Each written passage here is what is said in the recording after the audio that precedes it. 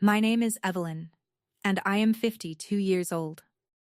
When I was 22, my own father looked into my tear-filled eyes and asked if I loved our family enough to save them from the streets. 3 weeks later, I was married to a wealthy 45-year-old man who made my skin crawl, all to clear a debt that threatened my mother's fragile health.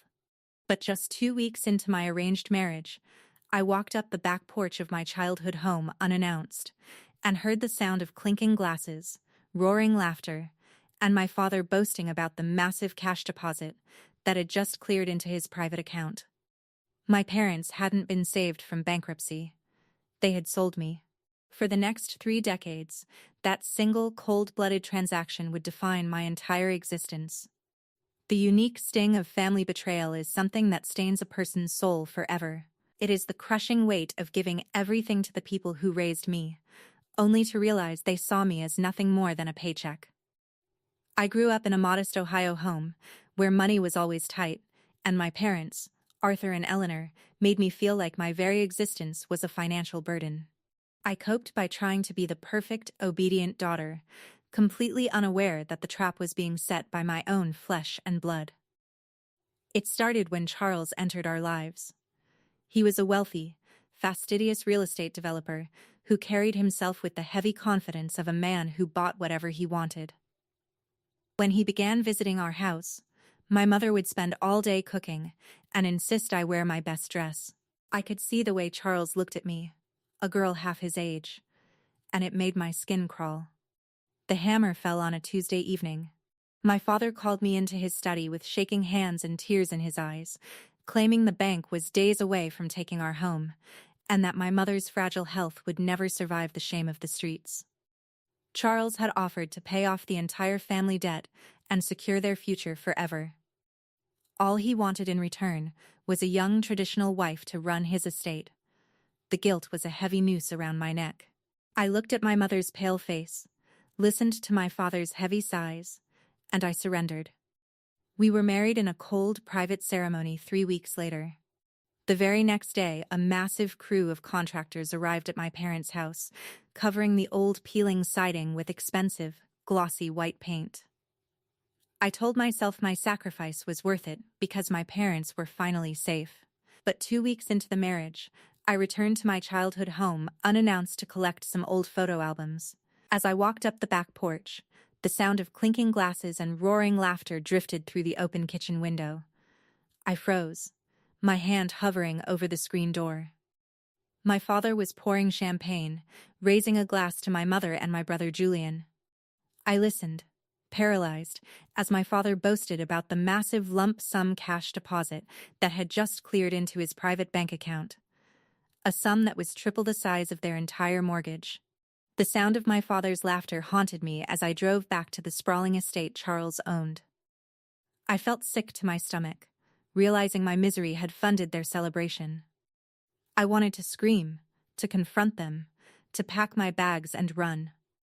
But the ink was already dry on the marriage certificate, and Charles was not a man to be trifled with. He expected his house to be immaculate, his meals to be perfect, and his young wife to be at his beck and call. I swallowed my disgust and resolved to find a way out, but fate had other plans. Just 4 months into our marriage, the trajectory of my entire life shifted instantly. I woke up in the middle of the night to a strange, heavy gasping sound beside me. I turned on the bedside lamp and found Charles convulsing, his face twisted in an expression of pure terror. He was having a massive, catastrophic stroke. By the time the ambulance arrived at the estate, the damage was done. The doctors told me the oxygen deprivation had been severe. Charles survived, but he was left completely paralyzed from the neck down, unable to speak, move, or even blink reliably. I was terrified and completely out of my depth. I called my parents, sobbing, telling them that I was going to contact a lawyer to dissolve the marriage. I was only 22, and the prospect of spending my youth as a full-time, round-the-clock nurse to an older man was suffocating. Within an hour, my father and mother arrived at the hospital. They did not comfort me. Instead, my father took me into the quiet corridor and hissed that I was being selfish. He reminded me that Charles had no living relatives, and if I stayed and cared for him, the entire real estate empire would eventually belong to me, and by extension, our family. My mother wept openly, clutching her chest, claiming that if I abandoned my marital vows, the scandal would kill her. They pressured me, gaslit me, and used my own deeply ingrained sense of duty against me. They insisted that nursing Charles was my destiny and my obligation. Exhausted and emotionally broken, I relented. We brought Charles back to the estate, and my life became a repetitive blur of sponge baths, feeding tubes, and sterile equipment. A few weeks later, my father came to the house to help me sort through Charles's financial mail. As he pulled a stack of documents from his leather briefcase, a stray piece of paper slipped out and fluttered to the hardwood floor near my feet. I bent down to pick it up, but my father scrambled across the room with an urgency I had never seen in him, smashing the paper out of my hand before I could read it. It was a single page from the original marriage contract, and in that split second, I managed to catch a glimpse of the bold heading at the top of the page. It mentioned a specialized family trust, structured weeks before our wedding, that required my signature as a primary caretaker to keep the funds active. When I asked him what it was, his face turned bright red, and he quickly stuffed it away, claiming it was just boring corporate tax paperwork I wouldn't understand. The years did not pass. They bled into one another like watercolor in the rain. For 3 decades, the sprawling estate became my entire world, a silent fortress where the only sounds were the rhythmic hum of Charles's oxygen concentrator and the ticking of the grandfather clock in the foyer. My 20s evaporated into my 30s, and my 30s dissolved into my 40s. While my brother Julian lived in a high-rise condo downtown entirely subsidized by my isolation, I was measuring liquid dosages and turning a grown man every 2 hours.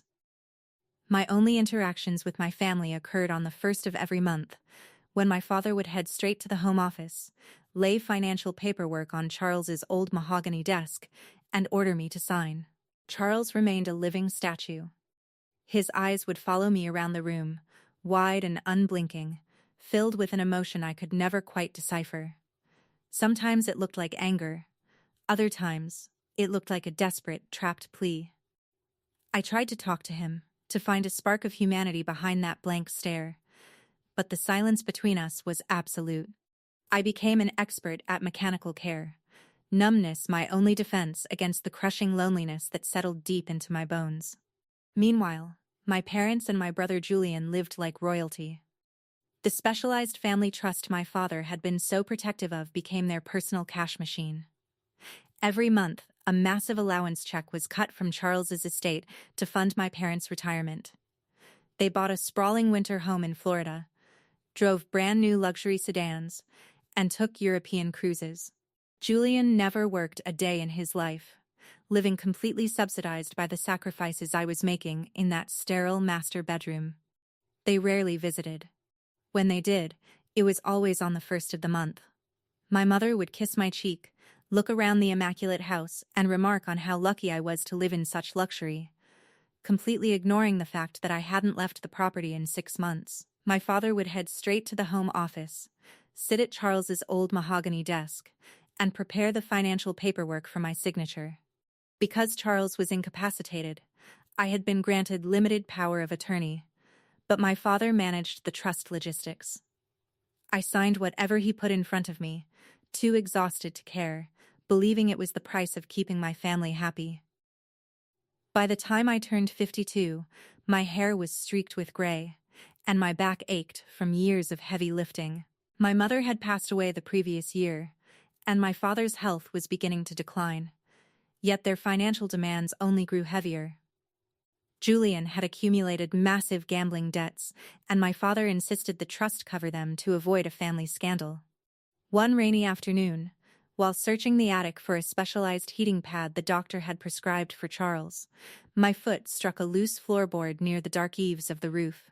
Underneath it was a dusty, heavy aluminum briefcase, secured with a rusted combination lock.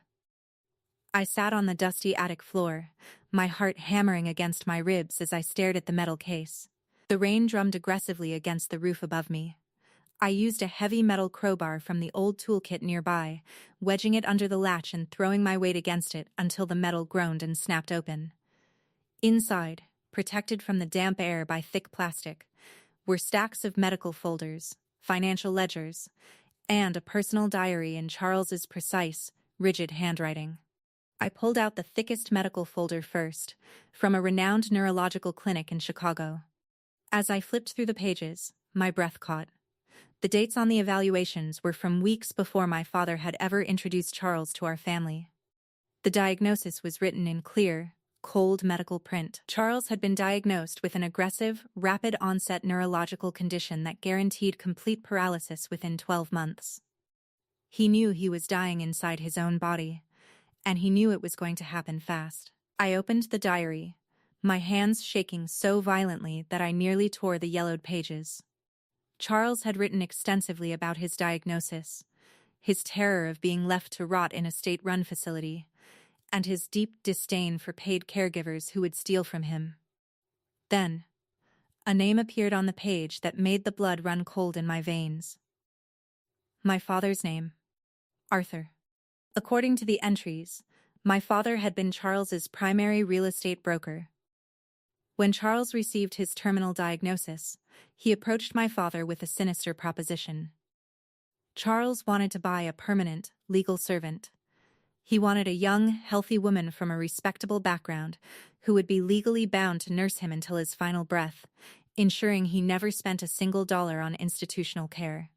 In exchange, Charles promised to set up a massive, ironclad trust fund that would pay my father a lavish monthly stipend for the rest of his life, provided the wife never abandoned her post. My father hadn't just sold me to save the family from bankruptcy. He had knowingly traded his daughter to a man who was already on the brink of becoming a living corpse. They had planned the entire timeline together. My father knew about the paralysis before the wedding. He had looked into my tear-filled eyes, lied about the bank taking our home, and used my love for my mother to sentence me to a lifetime of unpaid domestic servitude. I stood up, the medical documents clutched to my chest, and walked downstairs to the master bedroom. I stood at the foot of the bed, looking at Charles. He lay there, exactly as he had for 30 years, his unblinking eyes tracking my movement. For 3 decades I had looked at him with pity and sorrow. Now, a cold, sharp rage washed over me. I noticed a slight tremor in Charles's left eyelid, an inconsistency I had never seen before. The revelation from the attic changed the very air inside the estate. The walls no longer felt like a sanctuary. They felt like the boundaries of a prison where I had been the only prisoner unaware of her sentence. Every time I looked at Charles, I no longer saw a victim of tragic misfortune. I saw a customer who had paid a premium for my youth. I went about my daily routine with a mechanical precision, but my mind was operating with a cold, newfound clarity. I began to watch everything with hyper-vigilant intensity. My father and Julian were scheduled to arrive the following Saturday for their monthly check pickup. In the past, I would spend the morning baking their favorite pastries, eager for any sliver of familial warmth. This time, I did nothing. I sat in the dim living room, waiting. When my father's luxury sedan pulled into the gravel driveway, the sound of the tires felt like a declaration of war. He walked into the house with his usual arrogant stride, leaning heavily on a gold-topped cane, followed by Julian, who was scrolling mindlessly on his expensive phone. My father immediately headed toward the master bedroom to check on his investment, just as he had done for 3 decades. I followed them quietly, lingering in the shadow of the hallway just outside the door. Through the crack, I watched my father approach the side of the bed. He didn't look at Charles with compassion. He looked down at him the way a landlord looks at a piece of property. I leaned closer, holding my breath. My father leaned over the bed, his voice dropping to a harsh, low whisper that sent shivers down my spine. He told Charles that the casino debts were piling up again, and that they needed a larger disbursement from the principal estate next month. Then, my father tapped his cane sharply against the metal frame of the bed. He warned Charles that if he didn't cooperate with the banking signatures, he would ensure the daily care became much less comfortable. I froze. A banking signature? Charles was completely paralyzed. He hadn't held a pen in 30 years. How could he cooperate with signatures? I watched Charles's face closely from my vantage point. His jaw tightened, and the muscle beneath his left ear twitched violently. There was an understanding in Charles's eyes that went far beyond the blank stare he usually gave me. He wasn't just a vegetable. He was fully aware, and my father was actively threatening him. Before they could catch me spying, I stepped back into the kitchen and pretended to be busy. A few minutes later, my father walked out, holding the usual stack of authorization papers for me to sign.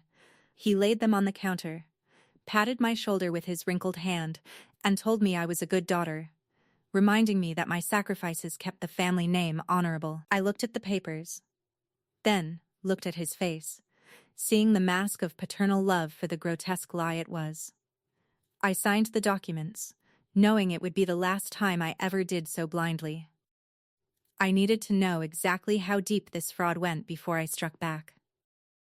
The next morning, I used the personal codes from the diary to spin the safe's cold brass dial. On the third attempt, the heavy iron door clicked open, revealing 30 years of a hidden, systematic financial pipeline designed to drain Charles's estate entirely into an offshore account called the Julian Heritage Fund. My brother, who had spent his entire life pretending to be a struggling artist who needed family handouts, was already a multi-millionaire at my expense. I turned the pages, my eyes blurring with hot tears of anger. I found a copy of a legal amendment to the trust dated 15 years ago.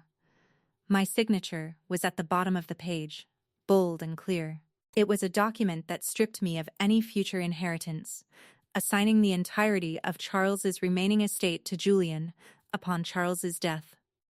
My father had slipped this document into the monthly stack of caretaking receipts, and I, overwhelmed by exhaustion and blind trust, had signed away my own future without ever reading it.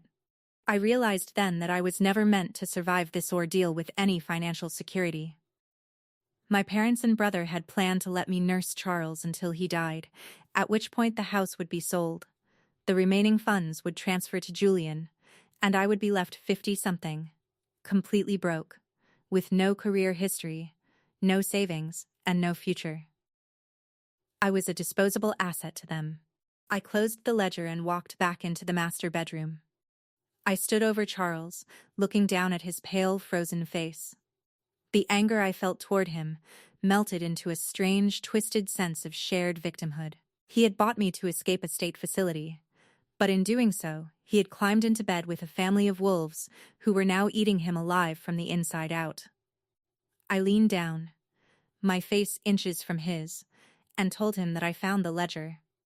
I told him I knew about the offshore accounts. For the first time in 30 years, Charles's pupils dilated with primitive terror, and a low, guttural rasp escaped his throat.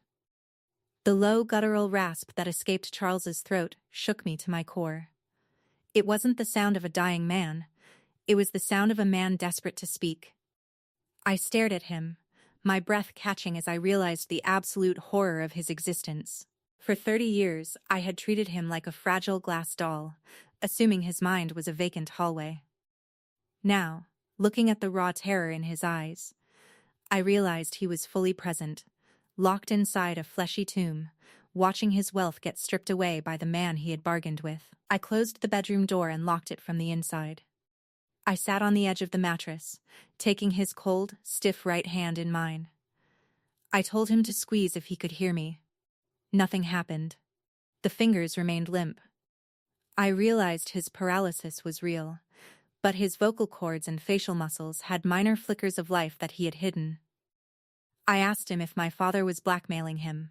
Charles's eyes rolled upward slightly, his eyelids fluttering rapidly. It was a deliberate, frantic signal. I spent the next 3 hours establishing a rudimentary communication system. 1 long blink for yes, 2 quick blinks for no. Through this agonizingly slow process, the final pieces of the puzzle fell into place. Charles hadn't just suffered a natural stroke. 4 months into our marriage, he had realized the depth of my family's greed and attempted to alter his will to protect me. When my father found out, a violent argument ensued that triggered Charles's underlying condition. But instead of letting him recover, my father used our family physician to chemically keep Charles sedated and quiet for decades, ensuring he could never tell me the truth about the money they were stealing. My father had faked the trust documents and kept Charles alive just enough to act as a legal shield for the money, using my blind compliance to sign the monthly authorization checks. Charles was a prisoner of his own body, and I was the unsuspecting prison guard paid in nothing but crumbs and exhaustion. The depth of the depravity was suffocating. My own father had chemically and structurally ruined 2 lives for a stream of monthly checks. As I sat there, absorbing the monstrous truth of my family's actions, the phone on the nightstand rang. It was Julian. His voice was casual, dripping with the unearned confidence of a man who thought he had won at life. He told me that father was feeling weak and wanted me to drive over to their house to sign an emergency medical variance for the trust funds. They needed another $100,000 immediately for a real estate investment Julian was making in Miami. I looked at Charles, whose eyes were fixed on me with absolute desperation. I told Julian I would be right over. I drove to my father's house with the aluminum briefcase sitting on the passenger seat beside me. The glossy white paint they had applied 30 years ago was now cracking and peeling again, revealing the rotten gray wood beneath. It was a perfect metaphor for my family. The illusion of wealth and respectability was rotting away, exposing the monsters hiding inside. I walked through the front door without knocking, holding a manila folder containing copies of the offshore bank statements. My father was sitting in his recliner, his breathing shallow, while Julian paced the living room floor, typing furiously on his tablet. When they saw me walk in without the usual warm greeting, Julian paused. My father reached out his wrinkled hand, demanding the signature pages before even asking how I was doing. I didn't hand them over. Instead, I tossed the manila folder onto the coffee table right in front of Julian. Julian picked it up, his face losing all color as he scanned the line item transfers to the Julian Heritage Fund. He tried to laugh it off, claiming it was just an investment strategy to protect our collective future. My father sat up in his chair, his eyes hardening into slits. He dropped the frail old man act instantly, his voice turning cold and sharp. He told me that I didn't understand how big business worked, and that everything they did was to ensure the family name survived. Julian didn't even look up from his tablet. He simply told me that I had a roof over my head, and that managing real estate assets was men's work. He said I should be grateful they handled the stress of the money so I could focus on my duties. My father leaned forward, pointing his cane at me. He reminded me that the trust structure was ironclad, and that if I stopped signing the monthly authorizations, the estate would default, the house would be seized by the state, and I would be thrown onto the street with nothing. He believed he still held the leash. He genuinely believed that 30 years of psychological manipulation had broken my spirit so completely that I would never dare to bite back. I didn't argue with them. I didn't scream or cry. The time for tears had ended in that attic floor. I looked at my father, the man who had watched his own daughter wither away in a silent bedroom for 3 decades, and felt absolutely nothing but disgust. I picked up my purse, left the folder on the table, and walked out. As I closed the door, I could hear Julian frantically shouting at my father about moving the funds immediately. They thought they had time to fix the leak.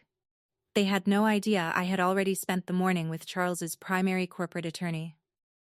The corporate attorney Charles had employed before his illness was a man named Harrison, now in his late 70s but still possessing a mind like a steel trap. When I laid the medical documents and the faked trust amendments on his desk, Harrison stared at them for a long time, his jaw tightening. He informed me that 15 years ago, when my father brought in the amendment stripping me of my inheritance, he had raised objections. But my father had produced a signed affidavit from our family physician, Dr. Bradley, claiming Charles was lucid enough to approve the change. Dr. Bradley had retired a decade ago, living in a luxurious lake house 2 hours away. I didn't hesitate. I drove down to the lake house that very afternoon. When the retired doctor opened his door and saw me standing there with the original clinical files from Chicago, his medical arrogance collapsed into pure panic. He was an old man now, terrified of losing his medical pension and spending his remaining years in a federal penitentiary for fraud and conspiracy.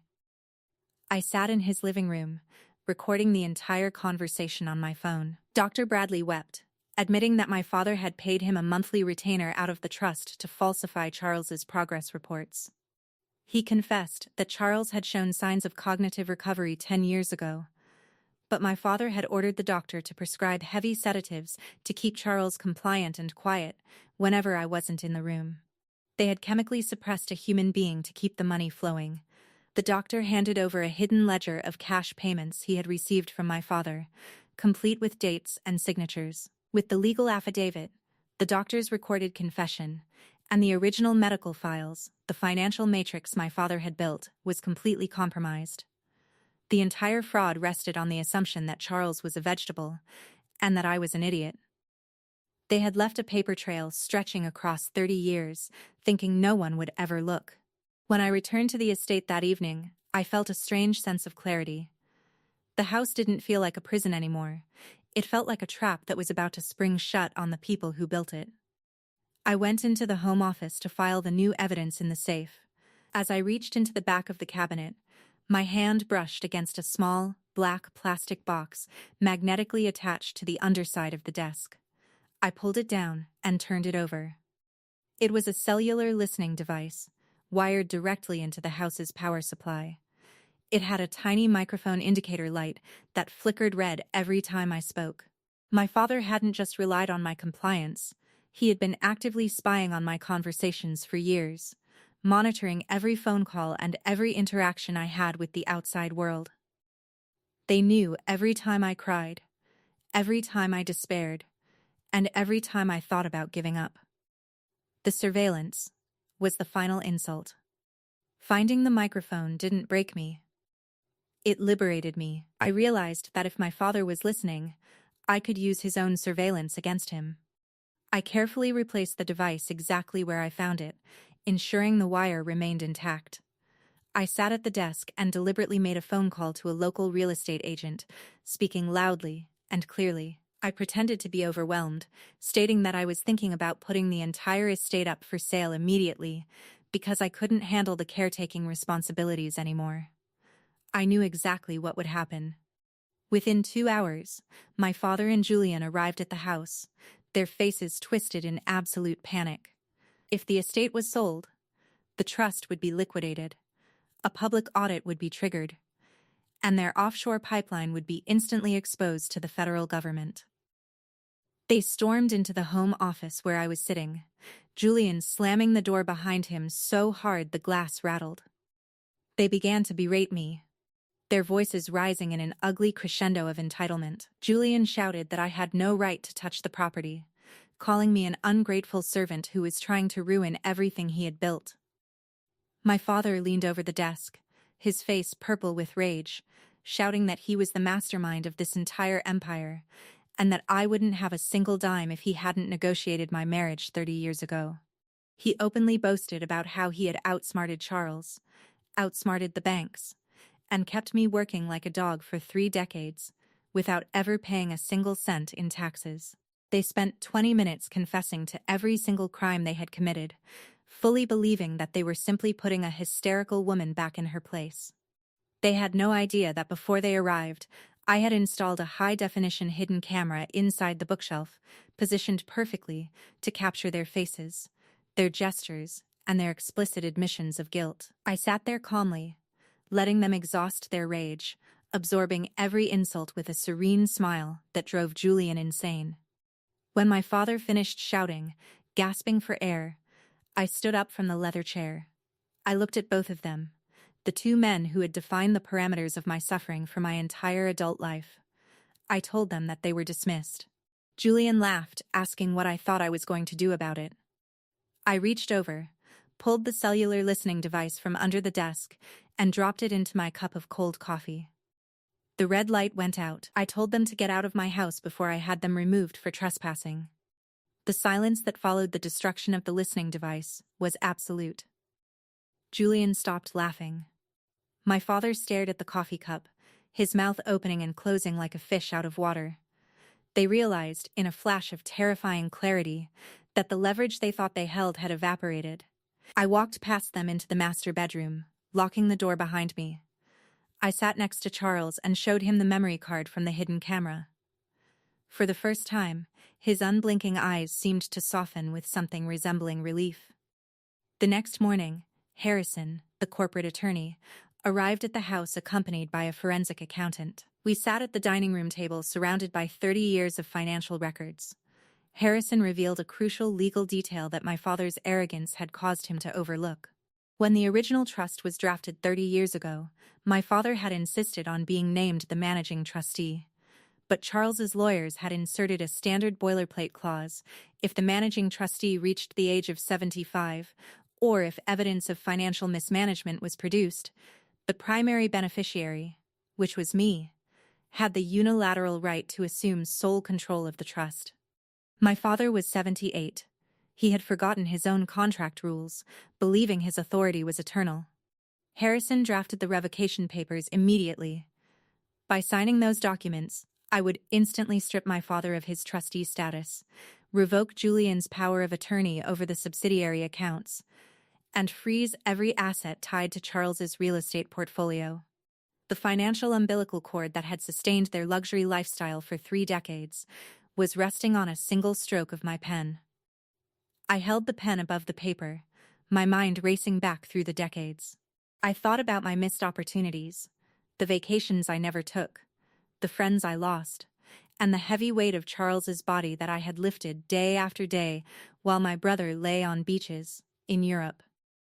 I thought about my mother, who had gone to her grave pretending her daughter was happily married, complicit in the lie until her final breath. The guilt that had governed my youth was entirely gone, replaced by a cold, surgical desire for absolute justice. I pressed the pen to the paper and signed my name with a firm, steady hand. Harrison took the documents, stamped them with his notary seal, and looked at me with deep respect.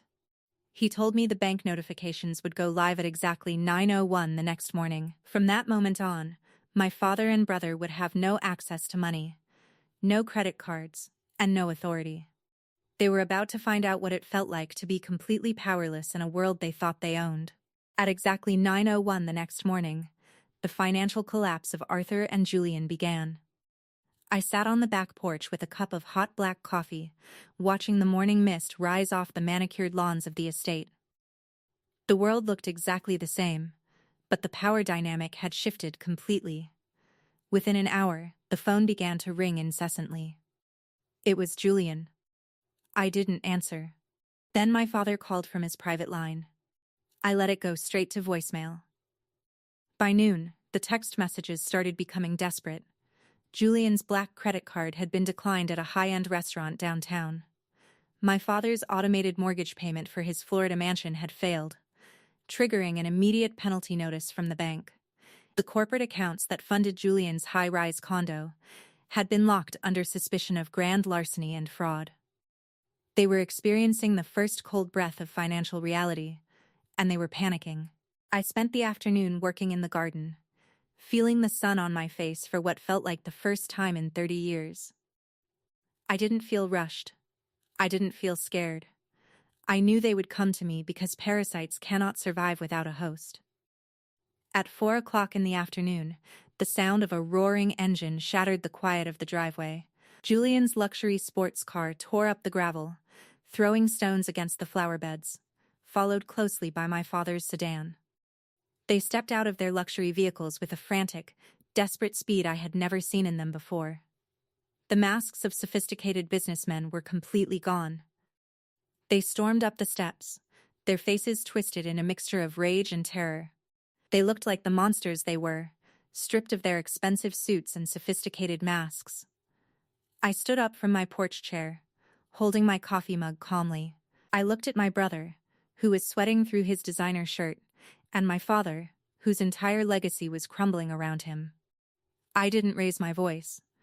I told them that the trust had been revoked, Their allowances had been permanently cancelled, and an official forensic audit was currently being delivered to the state prosecutor's office. The era of free money was officially over.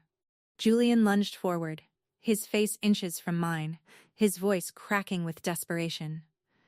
He shouted that I couldn't do this to them, that the money belonged to the family, and that he would have me committed to a mental institution for ruining their lives. My father raised his cane, shaking it at me, screaming that I was an ungrateful child who was going to hell for disrespecting her parents. They used every psychological weapon they had spent 30 years perfecting, trying to find a crack in my armor. I reached into my pocket, pulled out a small digital tablet, and pressed play. The video of their confession from the previous day began to play, their own loud, arrogant voices echoing across the open porch. My father's voice filled the air, boasting about how he had faked the bankruptcy and kept me working like a dog without ever paying taxes. Julian froze, his threats dying in his throat as he watched his own face on the screen discussing the offshore accounts. I told them that the video, along with data from Dr. Bradley's signed confession and 30 years of altered bank ledgers, was already sitting on the desk of a federal investigator. I explained that if they didn't leave my property immediately, I would press immediate charges for domestic surveillance, elder abuse, and financial fraud. The sheer magnitude of their exposure finally hit them. Julian looked at my father, his eyes wide with the realization that he was facing actual prison time. My father tried to salvage his dignity, leaning heavily on his cane, claiming that he still owned the luxury home they lived in, and that I couldn't touch their personal property. He sneered, telling me that he would tie me up in civil court for the next 10 years, until I was as broken and broke as Charles. He genuinely believed his legal connections in the county would protect him from a daughter he had underestimated for his entire life. I looked at him with pity, a cold smile touching my lips. I informed him that 10 years ago, during one of his monthly signature rushes, he had signed a property transfer deed moving the ownership of their childhood home into the primary estate trust to avoid a state luxury tax. He had done it to save a few $1,000s, but by doing so he had legally handed the deed of his own house over to the trust that I now fully controlled. They didn't own the roof over their heads. I did. The realization that they were entirely homeless at my whim broke my father's spirit completely. He collapsed back into one of the wicker porch chairs, his cane clattering to the floor. Julian looked around the estate, his arrogance replaced by a pathetic, sniveling desperation. He dropped to his knees in front of me, reaching for my hands, begging me to remember that we were siblings, that we shared the same blood, and that he had always loved me in his own way. I stepped back, avoiding his touch. I told him that the blood we shared was the only unfortunate thing about my life. I gave them exactly 24 hours to pack their personal belongings and vacate the house they had lived in for 3 decades.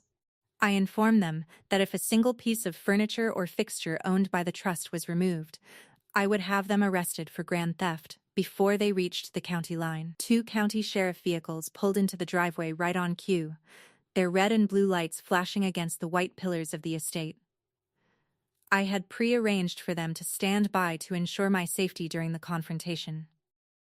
When Julian saw the badges, any remaining thought of resistance died.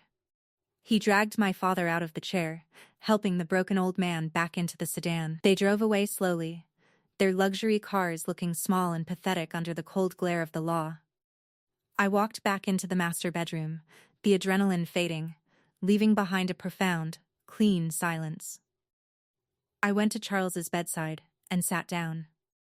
The house was finally clear of the parasites that had fed on us for 30 years. I looked at his face, and for the first time in 3 decades, I saw tears welling up in the corners of his unblinking eyes. He looked at me, his chest rising and falling with a strange, frantic rhythm. He opened his mouth, his jaw straining against 30 years of chemical and physical atrophy. He gasped for air, his vocal cords vibrating with an intense, agonizing effort. A single, clear, resonant word broke the silence of the room. He looked directly into my eyes and said, "Thank you." It wasn't the voice of a master to a servant, It was the voice of a man who had finally been liberated from the same grave I had been trapped in. The months that followed the collapse of my family were a masterclass in poetic justice. My father and Julian were forced to liquidate their offshore funds entirely to pay back the millions in back taxes and penalties levied by the federal government. Because the evidence of fraud was undeniable, the court ordered the complete dissolution of their assets. They lost the mansion in Florida, the luxury cars, and the high-rise condo. Julian was forced to take an entry-level job at a local shipping yard just to afford a cramped two-bedroom apartment for himself and my broken father. With the predatory sedatives completely removed from his medical regimen, Charles's health improved dramatically. He never fully recovered his mobility, but with specialized physical therapy that I funded through the cleared estate, he regained the ability to speak clearly and sit in a motorized wheelchair. We never became a traditional husband and wife, but we became something deeper, two survivors who had shared a 30-year war against the same enemy. Before the year ended, Charles had his legal team restructure his entire real estate portfolio. He legally transferred 60% of his wealth directly into my private name, ensuring that I was independently wealthy for the rest of my life, regardless of what happened to him. He told me that he couldn't give me back my 20s or my 30s, but he could guarantee that my 60s and 70s would be lived in absolute luxury and complete autonomy. I hired a professional team of round-the-clock medical nurses to handle the heavy lifting, stepping back from the role of a servant to become the true matriarch of the estate. I started traveling, seeing the ocean for the first time in 30 years, and buying clothes that weren't stained with antiseptic solutions. I reclaimed my dignity, my name, and my future from the ruins of my past.